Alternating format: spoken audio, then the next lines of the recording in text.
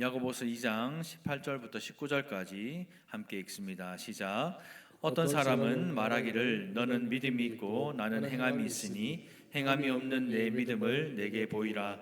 나는 행함으로 내 믿음을 내게 보이리라 하리라.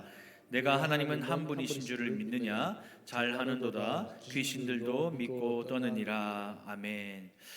지난주 우리는 행함이 없는 믿음은 그 자체가 죽은 것이다 라는 말씀을 함께 나누었습니다. 그래서 우리가 말씀을 듣고 하나님을 믿는 성도라면 긍휼을 베풀고 친절히 여겨야 한다라고 우리가 함께 말씀을 나눴죠. 그렇다면 여러분들 이번 한 주를 살아오실 때에 여러분들 주변에 어려움과 위기 또 아픔과 절망이 있는 형제들을 돌아보셨습니까? 제가 지금 질문하는 거예요. 답하시면 됩니다. 돌아보셨습니까? 예, 감사합니다. 그리고 그들에게 필요한 것을 또 제공을 하셨습니까? 거짓말을 하지 말고, 우리가 물질로 혹은 시간으로 혹은 또 우리가 믿는 사람이니까 기도나 격려하는 말로 그들을 위로하고 섬기는 것이 그리스도인의 삶이다라고 성경은 말하고 있어요. 그런데 사실 우리가 살아보면 참 쉽지 않아요. 그래서 남을 돕는다는 것은 돈이 있어 되는 것이 아니고 시간이 있어 되는 것도 아니고 신앙이 있어야 할 수 있는 믿음의 행위가 다른 사람을 돕고 섬기고 긍휼히 여길 줄 아는 것입니다. 근데 성경은요, 마지막 무자비한 심판의 날에 우리가 하나님께 자랑할 수 있는 유일한 것은 우리가 남을 친절을 베풀고 긍휼히 여기는 것, 그것만 우리가 하나님 앞에서 자랑할 수 있는 것이라고 말하고 있습니다. 그렇다면 우리가 삶을 살아갈 때에 이러한 삶들이, 이러한 날들이 많이 있어야 우리가 주님 앞에 섰을 때도 자랑스럽게 머리를 들고 주님께 자랑할 수 있을 것 아닙니까? 아마 이 당시에도 이런 상황을 마주한 교회 교인들이 이런 말을 듣고 여러 반론을 제기하는 가운데 오늘 이 말씀처럼 믿음과 행함에 대한 잘못된 이해를 가지고 또 이분법적인 사고를 가지고 이 문제에 대해 18절과 같이 반문을 제기하는 것이 오늘 본문의 말씀입니다. 우리가 18절의 본문의 문장을 읽어보면 사실 이게 원어로 보면요 상당히 난해한 문장인데 우리가 한글로 번역된 문장을 읽으니까 마치 야고보가 처음부터 끝까지 하는 말처럼 들리고 읽히죠. 그런데 이 한 문장 안에 질문과 답이 동시에 들어있는데 우리가 한글로 이제 개역 개정 성경을 읽어보니까 이 문장이 야고보가 질문하고 야고보가 답하는 것처럼 보여지고 들려지지만 사실 이 문장 안에는 두 사람이 등장을 합니다. 그리고 이 당시에는 구두법이 없었어요. 마침표를 어디다 찍고 따옴표를 어디다 하는지 이런 문법적인 것이 없었기 때문에 이 따옴표나 이 쉼표를 어디에 사용하느냐에 따라서 문장의 의미가 완전히 달라진다는 것이죠. 그래서 때에 따라 여러 가지 번역이 나타나기도 하고 본문의 말씀을 바로 해석하기 위해서는 이 18절의 말씀을 다시 한번 재구성을 해볼 필요가 있다라는 것입니다. 이 18절의 말씀을 다시 한번 재구성해 보면 어떤 한 사람이 야고보에게 이렇게 묻는 겁니다. 어떤 사람은 믿음을 강조할 수 있고 어떤 사람은 행함을 강조할 수 있죠. 그런데 죽은 믿음이라고 하는 것은 좀 심한 것 아닙니까? 이렇게 질문을 하는 거예요. 야고보가 행함이 없는 믿음은 그 자체가 죽은 것이다 이렇게 말하니까 이 당시에 이분법적인 사고를 가지고 있던 이 야고보에 있는 교인들이 이렇게 질문하는 거예요. 아니 어떤 사람은 믿음을 강조할 수 있고 어떤 사람은 행함을 강조할 수 있잖아요. 우리 중에서도 어떤 사람은 예배 잘 드리는 사람 있고 어떤 사람들은 식당이나 어디 가서 봉사 잘하는 사람 있잖아요. 일 잘하면 예배 좀 못 드릴 수 있지. 예배 잘 드리면 봉사 좀 못 할 수 있는 거 아닙니까? 이 말인 거예요. 이해가 되세요? 인정이 되십니까?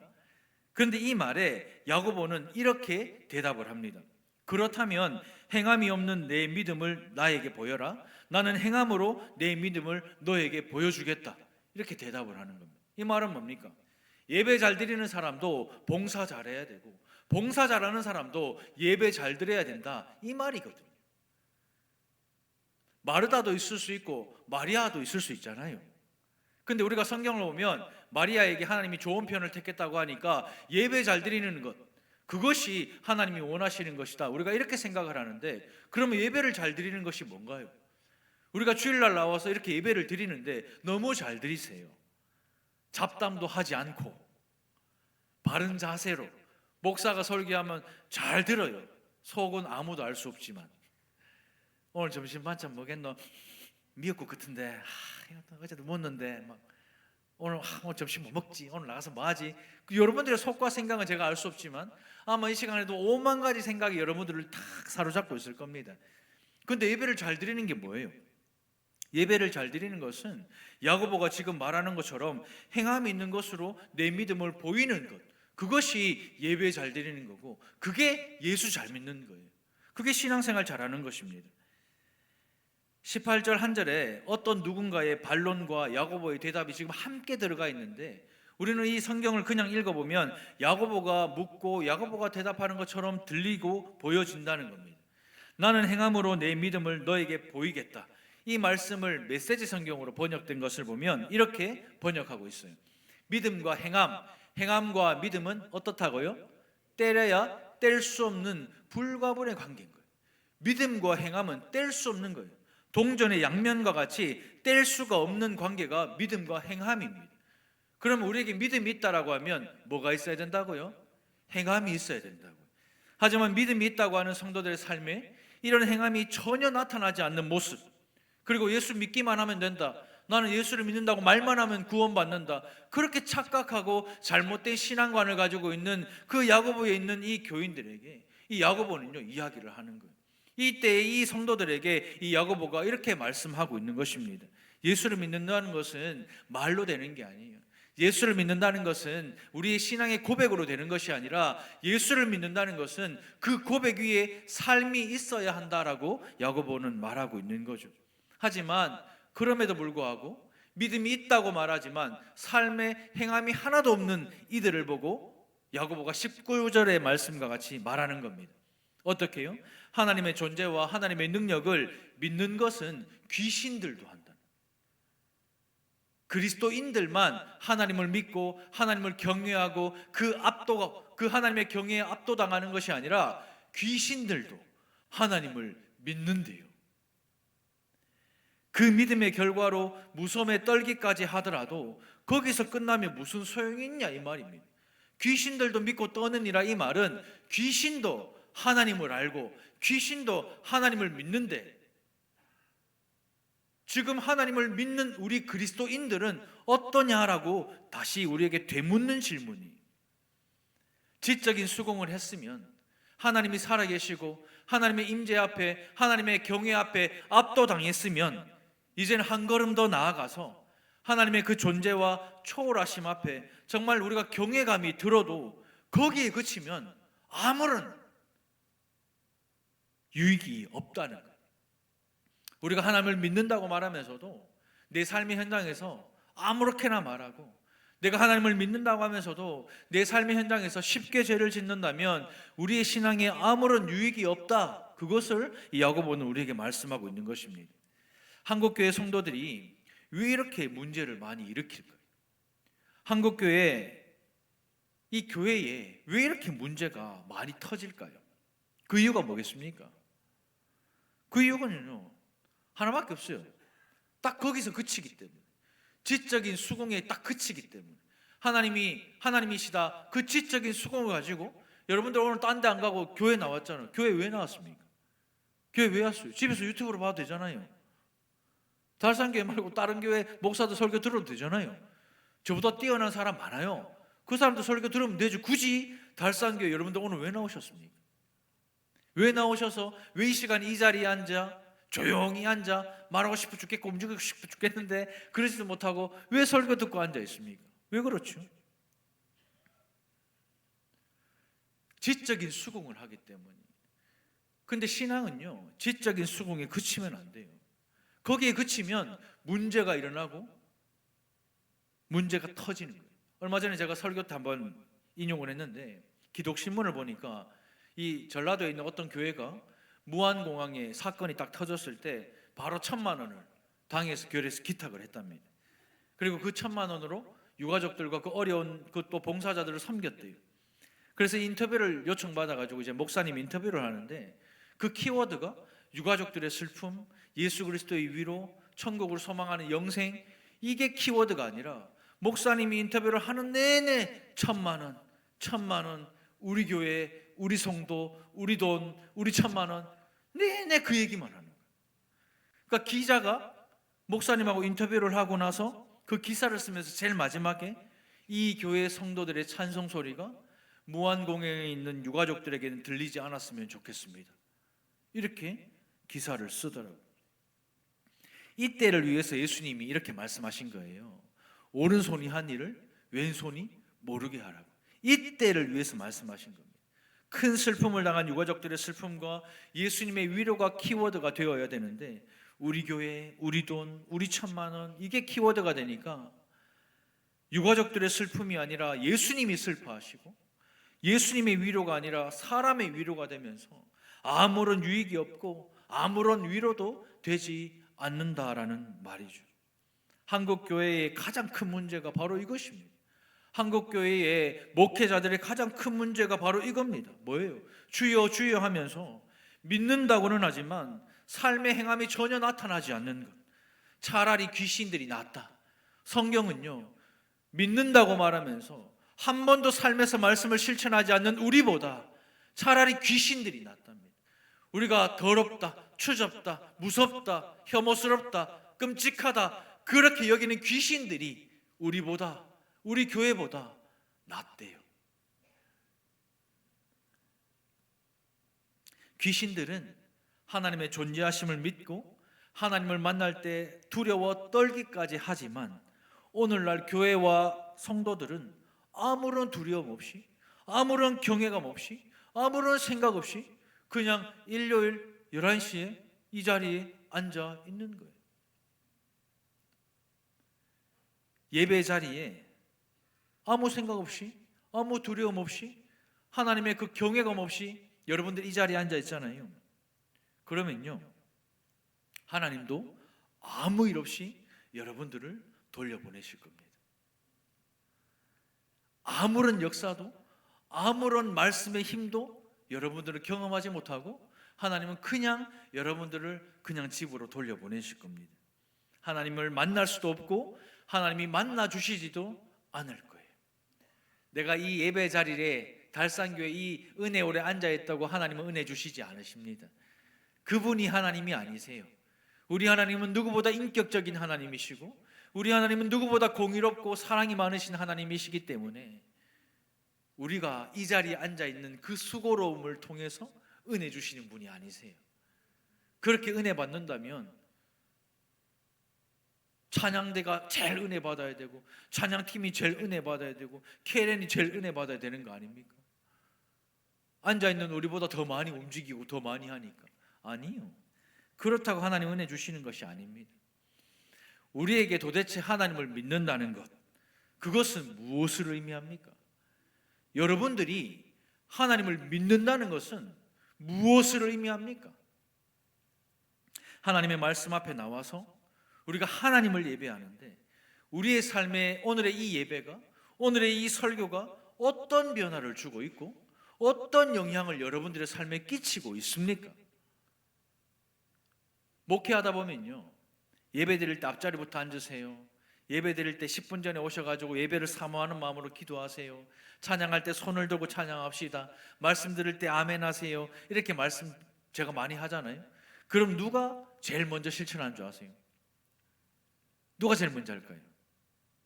자, 교회 30년 다닌 장로님, 20년 다닌 권사님, 10년 다닌 집사님, 한 달 다닌 새가족, 누가 제일 많이 말 안 해도 알겠죠? 몇 번이에요? 4번입니다. 오래 교회 다닌 사람 아니에요. 얼마 안 된 사람. 그 사람들은요, 주일날 이 예배 드릴 때 딱 보면요, 눈빛이 달라요. 지금도요, 눈빛이 달라. 근데 오래 다닌 사람 있죠?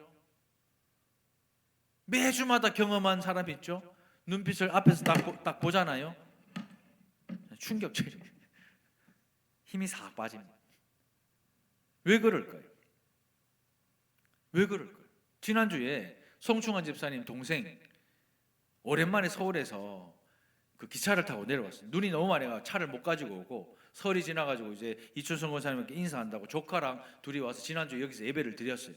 드리고 그날 이제 서울 올라가다가 동대구역을 갔는데 그 애가 동대구역 기차 타러 가다가 노숙자가 이렇게 있으니까 애가 오늘 목사님이 어려운 사람 도우라고 했는데 하면서 1,000원을 꺼내가지고 그 노숙자한테 준 거예요.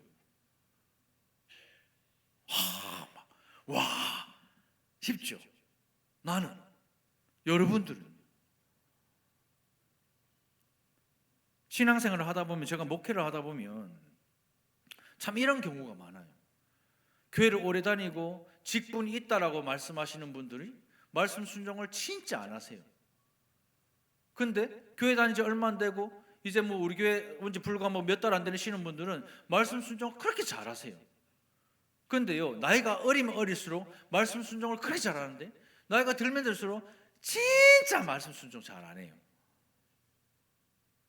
그 희한하죠. 왜 그럴까요? 여러분들이 뭐 우리가 돈이 없어서 그렇게 못합니까? 아니잖아요. 돈 1,000원, 돈 10,000원, 그 뭐라고 뭐. 근데 왜 선뜻 못 내놓은 줄 압니까? 세상의 유혹, 재리의 유혹, 어떻게 살까, 어떻게 살아야 되나 그 고민, 그 인생의 시험, 하나님의 말씀보다 그게 더 크니까 주머니에 있는 걸 꺼내지를 못하는 거예요. 근데 희한하죠. 손자 손녀들한테는 다 퍼다 줘도 안 아까운데 어렵고 힘든 사람한테는 돈 1,000원, 돈 10,000원 꺼내는 게 참 아깝고 어려워요. 제가 교육자들이 쓴 신방 보고서를 매주마다 봅니다. 저희 교육자들이 매주 금요일마다 목양회의를 해요. 그래서 목사님, 전도사님들이 한 주간 신방한 거를 저에게 보고를 하고 제가 궁금한 게 있으면 질문하고 모르면 뭐락하고 또 그 부분에 대해서 서로 이야기를 나누고 또 이 부분에 이렇게 피드백을 하고 이러면 이렇게 해라 이렇게 제가 팁을 또 줍니다. 그런 시간들이 있는데 제가 매주 신방 보고서를 보면서 매주마다 느끼는 게 뭐냐면 새가족 5주 교육을 마치고 이제 등록해서 새가족이 되신 분들은 말씀을 이렇게 이 신방 보고 내용을 보면 참 은혜가 돼요. 그 어떤 보고 내용이 있냐면 이제 새가족이니까 신방을 자주 하니까 어떤 보고 내용이 있냐 보면 주일날 들었던 말씀대로 하니까 진짜 하나님이 은혜를 주셨어요. 너무 감사해요. 이렇게 하니까 남편이 이렇게 했어요. 이렇게 하니까 자녀가 이렇게 했어요. 이런 게 많은데 교회 오래 다녔던 집사님, 권사님들 신방 내용 보면 뭔지 알아요? 몸 아파 죽겠다 합니다. 힘들어 죽겠다 합니다. 죽겠다 하는 말밖에 없어요. 아니 몸이 아프니까 말씀에 순종하시고 힘이 드니까 말씀에 순종해야 되는데 몸이 아파 죽겠다 합니다. 힘들어 죽겠다 합니다. 왜요? 또 제가 주일 저녁마다 문자 보내잖아요. 그럼 문자 보내면 인원수 대비 새가족분들이 답장을 훨씬 잘해줘요. 제가 뭐 답장 받고자 하는 게 아니고 그만큼 새가족들은요 더 좀 전에 제가 앉아 있으니까 우리 신영 간사님이 저한테 이번 주에 어떤 새가족 봤는데 교회 오고 싶어서 막 너무 막 일요일 기다려지고 교회 오고 싶어서 막 그렇대요. 여러분들 그렇습니까? 그랬습니까? 샤론 차한테 할 때만 그런 거 아니고 여러분들 어떻습니까? 내가 이 교회를 5년 나오고 10년 나오고 직분을 받고 지금까지 내가 나의 교회라 모교회라 생각했던 이 교회를 나올 때 여러분들 마음이 어떠세요?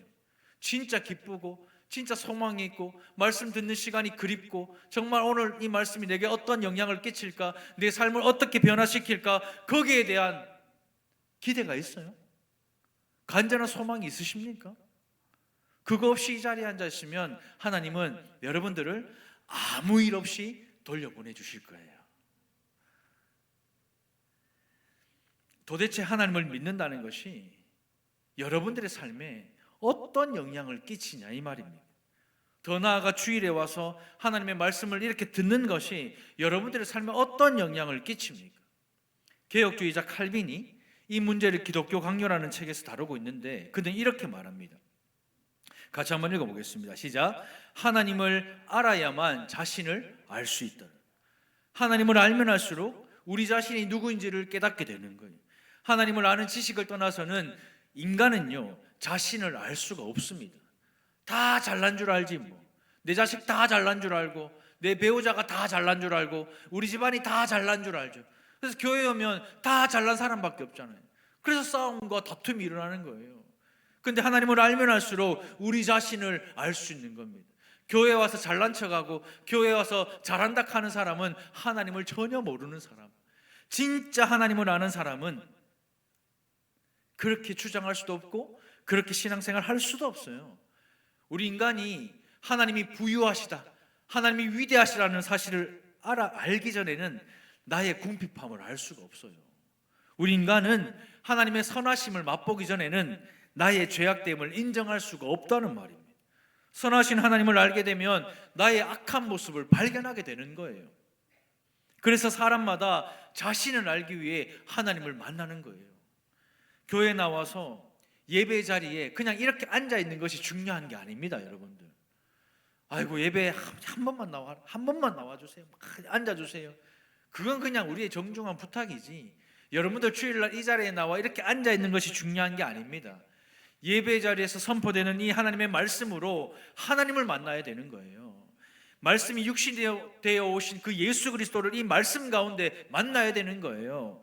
계시의 말씀을 보여주시고 우리에게 적용시켜 주시는 성령님의 그 임재를 이 자리에서 느껴야 되는 거예요. 하나님을 만나고 예수 그리스도를 말씀을 통하여 만나고 내 안에 계신 성령의 임재를 느껴야 여러분들은 오늘 은혜를 받는 겁니다. 하나님을 만나기 전에는 우리 모두 내가 어떤 사람인지 아무도 모릅니다. 베드로 보십시오. 엄청나게 많은 물고기를 잡은 그날 진짜 자신의 모습을 발견하게 됩니다. 베드로의 입장에서는 진짜 엄청난 대박을 터뜨린 거잖아요. 로또 맞은 거지. 평생 배 왼쪽에 그물 던지고 자기가 가지고 있는 지식 가지고 아무리 그물질해도 물고기 없는데 예수님이 와가 오른편에 그물을 던져라 깊은 곳에 하니까 베드로가 무슨 소리 합니까 지금? 아니 지금 내가 이 짬밥이 얼만데, 내가 지금 이 갈릴리 호수에서 굴린 인생이 얼만데, 지금 이 바람에, 지금 이 물에, 지금 이 상황에, 지금 이 계절에, 지금 이 월에, 지금 이 날이면 여기지. 근데 예수님이 엉뚱하게 오른쪽 깊은 곳에 그물을 내리라. 그때 베드로가 그 말씀에 의지하여 그물을 내렸어요. 그래 어땠죠? 배가 부사질 정도로 수많은 고기를 건져 올렸어요. 베드로에겐 최고의 날이에요. 베드로에겐 축복의 날이고 베드로에게는 가장 은혜로운 날에 베드로는 이렇게 고백합니다. 누가복음 5장 8절입니다. 어떻게 해요? 주여 나를 떠나소서 나는 죄인이로소이다. 우리가 하나님의 말씀을 듣고 그 말씀에 순종하고 행하여 그 말씀이 살아있다는 걸 내가 느끼면 이 고백을 하게 되는 거예요. 뭐요? 주여 나를 떠나소서 나는 죄인입니다. 우리가 하나님을 믿는다고 하면서 이 믿음이 아무런 우리의 삶에 영향을 끼치지 못하면 우리는 성경에 있는 하나님을 제대로 만난 것이 아닙니다. 교회라는 곳에 나와서 내 나름대로 하나님을 만났고 내 나름대로 신앙생활을 하면서 환상도 받고 기적도 경험하며 종교적인 체험을 했을지는 몰라요. 그러나 진짜 하나님을 만나면 두 손 두 발 다 드는 거예요. 두 손 두 발 다 들고 주님 나는 죄인입니다. 나를 떠나십시오. 이 고백을 할 수밖에 없는 것이 진짜 크리스찬입니다. 교회 와가 할 말 다 하고 마음대로 다 하면 진짜 하나님을 만난 사람 아니죠. 그 경외감에, 그 하나님의 영광스러움에 경외를 느끼고 그 하나님의 아름다움에 겸손할 수밖에 없는 것이 우리 그리스도인들의 삶입니다. 저는 이것이 믿음이라고 생각해요. 이런 믿음이 있다면 행함이 있어야죠. 행함이 있다는 것은 삶의 변화가 일어난다 그 뜻입니다. 행함이 있다는 것은 내가 막말했던 내가 말을 카리하고 마음대로 생각하고 행동했던 내가 생각하며 행동하고 말하는 것, 그게 삶의 변화입니다. 여러분들 자식들에게 어떻게 말하세요? 여러분들의 자녀들에게 예수 믿고 난 이후에, 믿기 전과 믿고 난 이후에 어떻게 말하십니까? 여러분들 배우자에게 여러분들 어떻게 말하고 계세요? 친절하게 긍휼히 베풀며 그렇게 하고 계십니까? 그럼 어떤 변화가 일어나야 되는가? 어떤 변화가 일어나야 믿음을 보여줄 수가 있는가? 오늘 말씀은요, 이 질문에서부터 시작이 되었어요. 첫 번째입니다. 같이 한번 읽어보겠습니다. 시작. 하나님을 더 알아야 합니다. 우리가 하나님을 더 알아야 내게 있는 믿음을 자녀들에게, 내게 있는 믿음을 배우자에게, 내게 있는 믿음을 우리 주변 이웃들에게 보여줄 수가 있는데, 그 방법 첫 번째는 뭐라고요? 하나님을 더 알아야 하는 거예요. 칼빈은요, 기독교 강요 1권 2장이 이렇게 질문하고 이렇게 답을 합니다. 질문이 이래요. 그러면 하나님을 아는 사람은 구체적으로 그 삶이 어떻게 변해야 합니까? 라고 칼빈은 질문하는데, 이 질문에 대한 답이 이렇습니다. 같이 한번 읽어보겠습니다. 시작. 하나님에 대한 지식은 먼저 우리로 하여금 하나님을 두려워하고 경외토록 합니다. 다음으로 모든 좋은 것을 그 하나님께만 구해야 합니다. 그것이 하나님을 아는 사람들의 변화된 모습입니다. 라고 이야기하고 있어요. 자, 보십시오. 먼저는 우리로 하여금 하나님을 경외하는 것, 그것이 하나님을 아는 거예요. 여러분들은 하나님을 경외하는 그리스도인입니다. 아멘이십니까? 그래서 지금 여러분들 이 자리에 나와서 가운을 입고 하나님을 찬양하고, 또 케네는 또 찬양되는 하나님께 영광 돌리고, 우리도 이 자리에 앉아서 그 하나님을 찬양하는 거 아닙니까? 그거는 누구나 다 할 수 있는 거예요. 먼저는. 다음으로는 뭐죠? 다음으로는 뭡니까? 모든 좋은 것을 그 하나님께만 구하는 것, 그것이 하나님을 더 아는 거예요. 여러분들 이번 한 주간 이 세상을 살면서 하나님께 좋은 것을 구하셨습니까? 하나님을 잊고 살지 않으셨나요? 하나님을 잊고 지금까지 살다가 이 주일날 이 자리에 나오신 거 아닙니까? 이번 한 주간 성경 읽으셨나요? 기도하셨나요? 말씀 묵상하셨나요? 주일 설교 유튜브를 한 번 더 들으셨나요? 시간이 없고 내 삶이 바빠, 그렇게 하지 못하고 여러분들이 이 자리에 앉아 있으면 하나님을 더 아는 것이 아닙니다. 그냥 하나님을 아는 것이죠. 하나님을 더 아는 것은 모든 좋은 것을 그 하나님께만 구하는 것입니다. 우리가 이 세상에서 내 힘 들여, 내 시간 들여, 내 직장에서 애를 쓰고 힘을 쓰는 이유는 모든 좋은 것을 그 하나님이 주시기 때문에 그렇습니다. 직장을 주신 분도 하나님이시고, 배우자를 주신 분도 하나님이시고, 하나님이 주셔야 되고, 하나님이 하셔야 되고, 하나님의 은혜고, 하나님께 영광을 돌려드려야 되고, 하나님이 허락하셔야 되고, 하나님이 붙들어 주셔야 됩니다. 이렇게 하나님을 우리의 삶에 고백하는 것이 하나님을 더 아는 것입니다. 그런데 여러분들 한 주의 삶을 한번 돌아보십시오. 하나님이 하셨네요. 하나님 은혜입니다. 하나님 감사합니다. 하나님께 영광 돌려드립니다. 여러분들의 입술에서 이런 고백이 얼마나 많이 나왔습니까?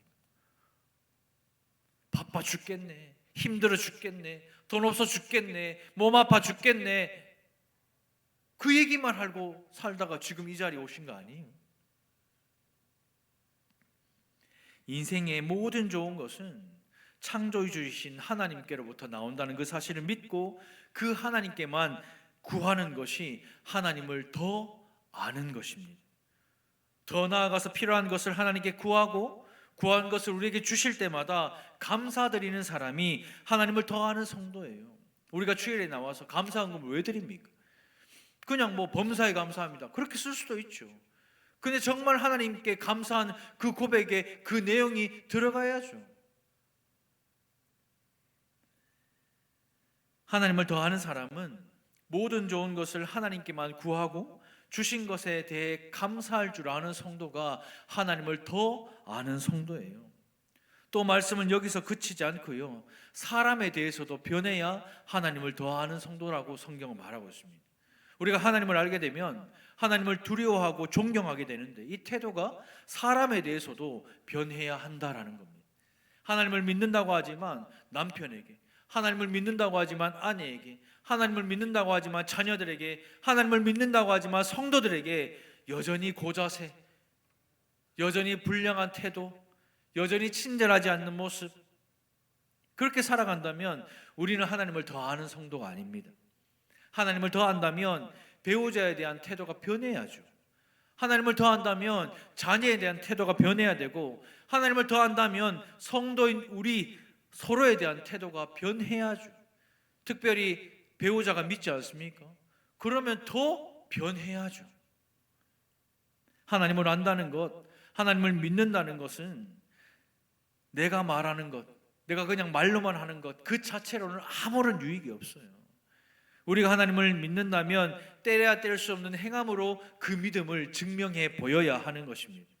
가장 정확하고 빠르게 입증할 수 있는 곳이 어딜까요? 가정이죠. 여러분들의 자녀들 제가 일일이 상담을 한번 해볼까요? 집에서 엄마 아빠 이번 한 주간 어떻게 지냈는가 한번 물어볼까요? 그럼 여기서 고개 들고 예배 드릴 수 있는 사람 몇 분이나 되는지 한번 확인해 볼까요? 교회와 직장입니다. 예수 믿으면 뭐가 달라도 달라야죠. 우리가 예수 믿는 성도라면 뭐가 달라도 달라야 됩니다. 우리의 신앙이 깊어지고 좋아지게 되면 하나님의 음성이 귀에 막 들리고 하나님을 막 눈으로 볼 수 있는 것, 그게 아닙니다. 우리가 어떤 사람이 저 사람 참 신앙 좋다 말할 때 그 사람이 어떤 사람입니까? 막 방언 터지고 막 하나님의 음성을 들었다 하고 하나님을 봤다 하면 그 사람은 이단 보십시오. 다 자기가 하나님이라 하고 하나님 봤다 하고 음성 들었다 하고 헛소리하고 돈 내놔라 하고 결국 돈 달라는 얘기잖아요. 그 이단입니다. 이단. 신앙이 좋은 것은요 그런 것으로 증명되는 것이 아닙니다. 신앙이 좋은 것은, 하나님을 안다는 것은 그런 것들로 증명되는 것이 아니라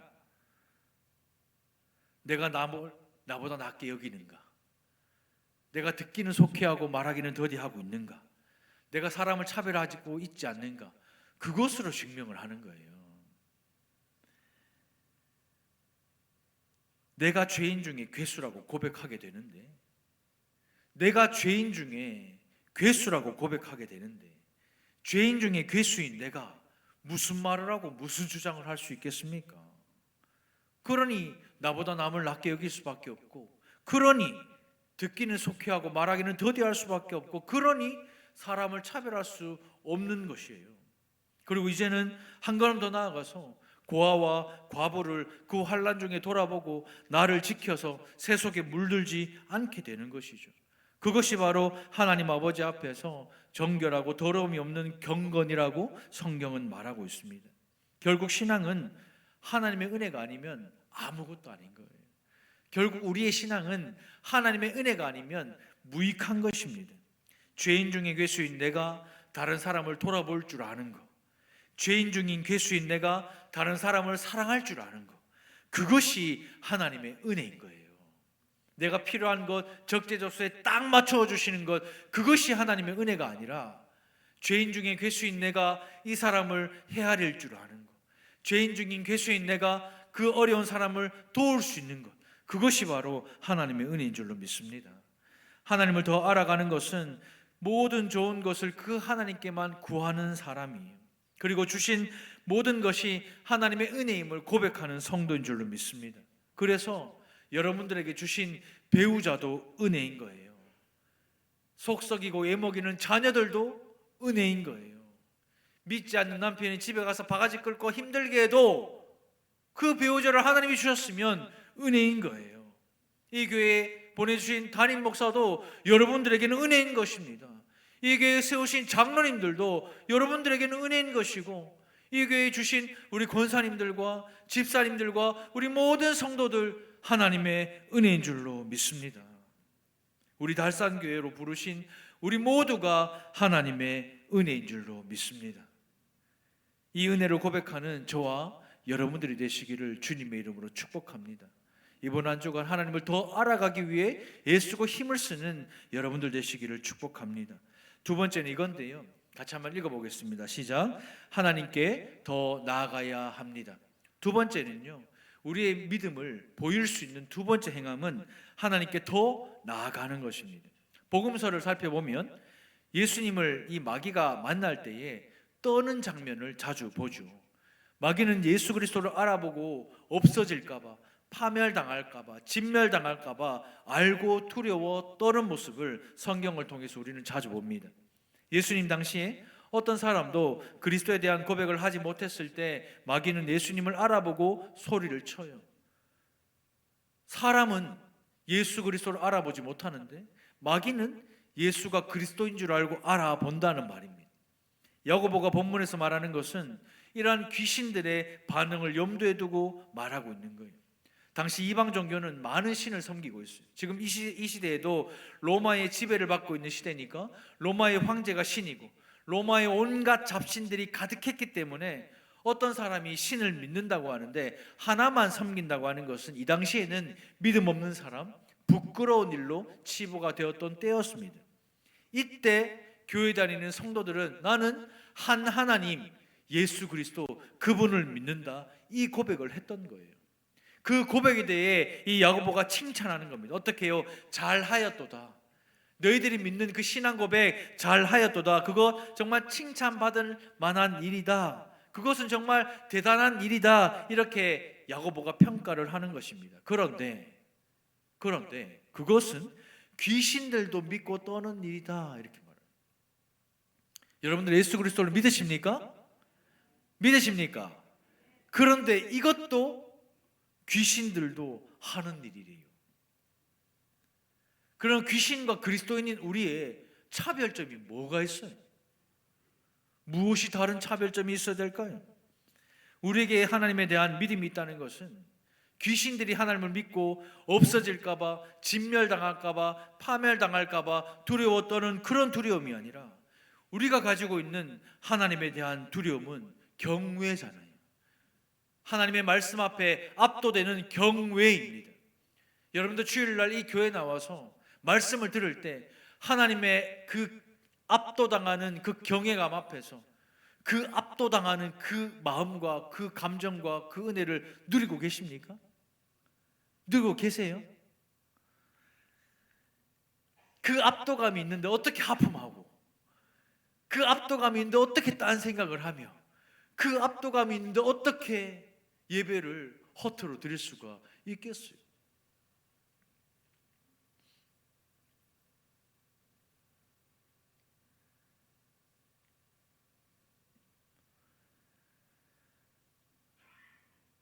귀신들처럼 파멸될까 무서워 떨며 피하고 싶은 그런 두려움이 아니라 우리에게 있는 두려움은요, 하나님의 거룩함 앞에 있는 경외인 거예요. 경외. 그 거룩한 보좌 앞에 담대히 나아가 구하는 그 경외감이 우리에게 있어야 되는 것입니다.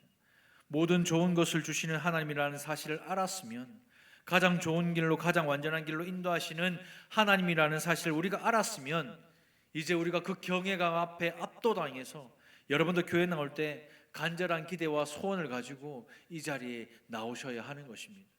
비록 지금 나는 힘들고 어렵고 내 몸이 말을 안 듣고 병중에 있어도 나의 간절한 기대와 소원을 가지고 하나님께 더 가까이 나온다면 하나님께서 그 믿음을 보시고 그 행함을 보시고 은혜를 베풀어 주실 줄로 믿습니다. 구하라 주실 것이요, 찾으면 찾을 것이요, 문을 두드리라 열릴 것이라고 예수님께서 말씀하셨어요. 이 말이 뭡니까? 예수님께 더 나아가면 하나님은 반드시 은혜를 주실 것이다, 이 약속을 우리에게 하시는 것입니다. 만일 여러분에게 어떤 문제가 있는데 그 문제를 가지고 저에게 찾아오잖아요. 여러분은 그 문제를 그대로 가지고 돌아가게 될 것입니다. 담임 목사니까 기도해 드릴 수는 있어요. 담임 목사니까 제 목숨처럼, 제 몸처럼 여러분들을 사랑하니까 함께 힘들고 함께 울어드릴 수 있고 함께 웃어드릴 수는 있어요. 그런데 여러분들의 그 문제를 해결할 능력은 저에게 하나도 없어요.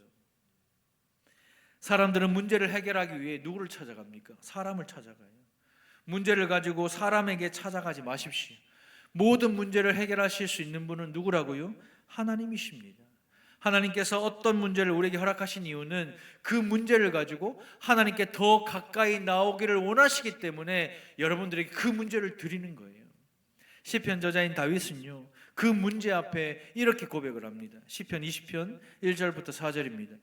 환난 날에 여호와께서 내게 응답하시고 야곱의 하나님의 이름이 너를 높이 드시며 성소에서 너를 도와주시고 시온에서 너를 붙드시며 내 모든 소재를 기억하시며 내 번제를 받아주시기를 원하노라. 내 마음의 소원대로 허락하시고 내 모든 계획을 이루어 주시기를 원하노라. 다윗이 정말 힘들고 어려운 인생을 살고 한 치 앞도 모르는 그 도망자의 신세 속에서, 사랑하는 아들에게 배신을 당하는 그 인생 속에서 이렇게 고백을 합니다. 문제로 인해 환난을 당할 때 우리가 하나님께 더 가까이 나아가면 여호와께서 응답해 주시고 야곱의 하나님이 우리의 손을 높이 들게 하실 것이며 성소에서 도와주실 것이고 시온에서 붙들어 주시며 우리 예배를 기억하시고 우리 예물을 받아주셔서 우리 마음의 소원대로 허락하시고 모든 계획을 이루어 주실 줄로 믿습니다. 아멘이십니까? 제가 신앙 이 목회를 하면서 참 안타까운 일이 있어요. 그 일이 뭐냐면 항상 이 학기 초에 이제 양육 훈련 이제 이게 나가잖아요. 그래서 제가 딱 보고 좀 어려워하시는 분, 좀 삶에 어려움이 있고 힘겨워하시는 분들을 찾아가서 집사님, 권사님, 장로님 이 훈련을 받으세요. 이 훈련을 받으십시오 이렇게 말하면 하나같이 똑같이 대답합니다. 뭐라고 말하죠? 다음에. 왜요? 바빠서, 힘들어서, 어려워서 이 문제가 해결되고 나면 죽었다 깨도 해결 안 됩니다. 죽었다 깨도 나아지지 않아요. 죽었다 다시 깨어나는 일이 없으니까 말씀드리는 겁니다. 안 됩니다. 왜요? 하나님께 더 가까이 나아가야 그 문제가 해결되는 거예요. 하나님께 더 가까이 나아가야 하나님이 그 문제를 해결해 주시는 것입니다. 우리가 예배 자리에 오실 때 일요일이라 나오는 것이 아니고 부모님의 성화에 못 이겨 나오는 것이 아니고 주일이라서 나오는 것이 아니고 하나님을 만나고 싶은 우리의 간절한 기대와 소원을 가지고 나오는 것, 그것이 하나님께 더 가까이 나오는 거예요. 케렌 얘들도 그냥 단순히 그냥 연주하러 나오는 것이 아니라 하나님을 만나고자 하는 소원이 있어야 만나주시는 거예요. 우리도 마찬가지입니다. 가만히 꺼다놓은 모리자루처럼 앉아가 귀만 열고 눈만 감고 있다 돌아가면 그대로 돌아가게 되시게 될 겁니다. 그리고 한 주간의 삶은 전쟁과 같은 삶을 사시게 될 겁니다. 한번 해보십시오. 누가 이기나 한번 해보세요. 그 전쟁 같은 삶 속에서 전쟁을 잠잠케 하시고 승리를 주실 수 있는 분은 우리 하나님밖에 없으세요. 그러니 하나님께 더 가까이 나아가십시오. 그 기대와 소원이 있는 성도가 어떻게 예배 시간에 지각할 수 있고 그 기대와 소원이 있는 성도가 어떻게 주일날 늦잠을 잘 수가 있겠습니까? 그 기대와 소원을 가진 성도가 어떻게 예배 시간에 와 뜨겁게 하나님을 예배드리지 못하겠습니까? 이런 기대와 소원이 없는 예배 자리에 나오면 우리 주님 우리를 그냥 돌려보내시고 우리는 또 주일을 지켰다는 그 안도감, 그 만족감, 그냥 그 느낌적인 느낌으로 한 주를 힘겹게 살아가게 될 것입니다. 은혜를 받겠다는 간절함이 있으면 하나님은 우리에게 은혜를 베풀어 주십니다. 하나님의 음성을 듣겠다는 간절함이 있으면 하나님은 오늘 이 설교를 통하여 말씀하여 주실 것입니다. 내가 회복하겠다는 간절함이 있으면 하나님은 오늘 이 말씀을 통해서 나를 회복시켜 주실 것이고 내가 치유에 대한 간절함이 있으면 하나님은 오늘 이 예배를 통하여 우리를 치유해 주실 줄로 믿으시기 바랍니다. 하나님께 더 가까이 나아가면 은혜로운 하나님을 만나게 될 것입니다. 신앙이 내가 좋아져서 내가 신앙생활 열심히 잘해서 하나님의 음성을 듣고 하나님을 눈으로 보려고 하지 마십시오. 신앙이 좋아진다는 것은 하나님께 더 가까이 나아가는 것입니다.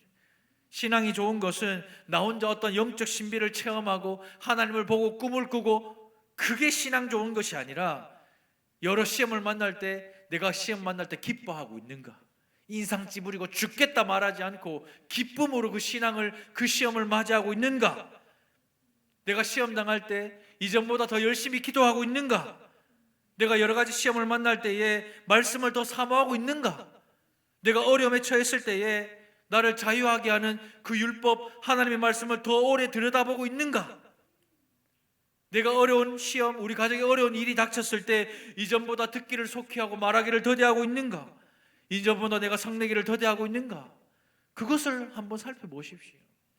그걸 살펴보면 내가 신앙이 좋은지 안 좋은지 딱 나와요. 여전히 버럭하고 있지 않습니까? 여전히 버럭 남편이고 버럭 아내고 버럭 아빠, 버럭 엄마, 버럭 자식들, 버럭 직장 상사, 버럭 성도. 조금만 기분 상하면 그냥 버럭 화를 내서 온 식구들의 기분 망치고 배우자의 기분 망치고 교회의 기분 망치고 분위기를 망치는 그런 사람 아니냔 말입니다. 하나님께 더 나아간다면 하나님께 대해서도 변해야 하지만 스스로에 대해서도 바뀌어야 되고 더 나아가 다른 사람에 대해서도 그 관계에 대해서도 바뀌어야 하는 거예요. 믿음은 행함으로 증명이 됩니다. 우리가 하나님을 믿는다면 하나님께 더 나아가는 그 행함으로 우리의 믿음을 증명하는 저와 여러분들이 되시기를 주님의 이름으로 축원합니다. 오늘 이 예배를 통해서 조금 더 하나님께 나아가는 그런 성도들이 되시기를 주님의 이름으로 축복합니다. 말씀을 맺겠습니다. 믿음과 행함은 뗄래야 뗄 수 없는 불가분의 관계예요. 내가 하나님을 믿는다라고 말하면 삶 속에 행함이 있어야죠. 그 행함이 없으면 내가 믿는 하나님은 추상적인 거예요. 내가 믿는 하나님은 그냥 이 성경 안에 글로만 존재하는 그냥 그런 하나님이십니다. 여전히 우리 하나님은 지금도 살아계시고, 여전히 우리 하나님은 지금도 함께 하시고, 여전히 우리 하나님은 지금도 나와 동행하시면서 내가 울 때 함께 울고 내가 울 때 함께 웃으시는 인격적이신 하나님이신데, 그분이 하나님이신데 내가 믿는 하나님은 그저 이 종이 안에 들어있는 하나님, 그냥 내 말 속에서만 살아있는 하나님이 아니십니까? 하나님에 대한 추상적인 믿음이 실제적인 믿음이 되기 위해서는 말씀을 행해야 하는 거예요. 말로만이 아니라 행동으로 믿음을 증명해 보이십시오. 행함이 있다는 것은 삶의 변화가 일어난다라는 그 뜻입니다. 예수를 여러분들 10년 믿었습니까? 20년 믿었습니까? 30년 믿었습니까? 40년 믿었습니까? 벼가 익으면 익을수록 고개를 숙이는 것처럼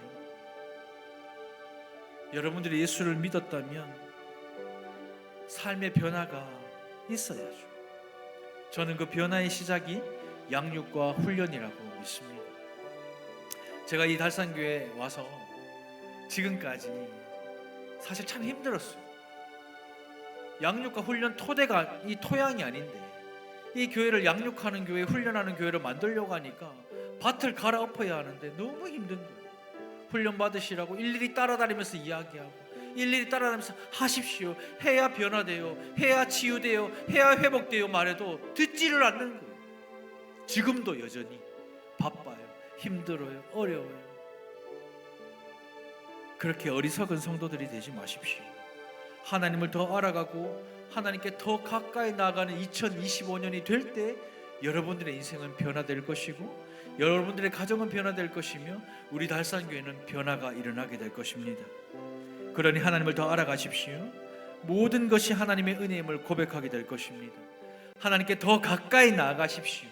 내 마음의 소원대로 허락하시고 그 계획을 이루어 주실 것입니다. 믿음으로 하나님께 더 가까이, 행함으로 하나님께 더 가까이 나아가서 영원히 주님만 섬기는, 영원히 주님만 사랑하는 저와 여러분들 되시기를 주님의 이름으로 축원드립니다. 우리 시간 함께 말씀을 생각하면서 함께 기도할까요? 나의 신앙은 어떻습니까? 하나님, 내가 하나님을 믿는다고 말하지만 그저 추상적인 믿음으로 살아계시고 인격적인 하나님이 아니라 성경 안에서만 존재하고 그냥 글로만 존재하는 그런 하나님 아니십니까? 하나님, 이제는 내가 하나님을 더 알아가고 하나님께 더 가까이 나아가 주님과 함께 동행하며 주님과 함께 살아가는 그리스도인이 되겠노라 결단하십시오. 하나님, 그러기 위하여 내가 하나님을 더 알아가겠습니다. 내가 하나님께 더 가까이 나가겠습니다. 하나님, 내 마음에 믿음을 다하여 주시옵소서. 우리 시간 주여 은혜를 주시옵소서. 우리 한번 부르짖고 함께 기도하며 나아가겠습니다. 주여 은혜를 주시옵소서. 사랑하는 주님, 이 시간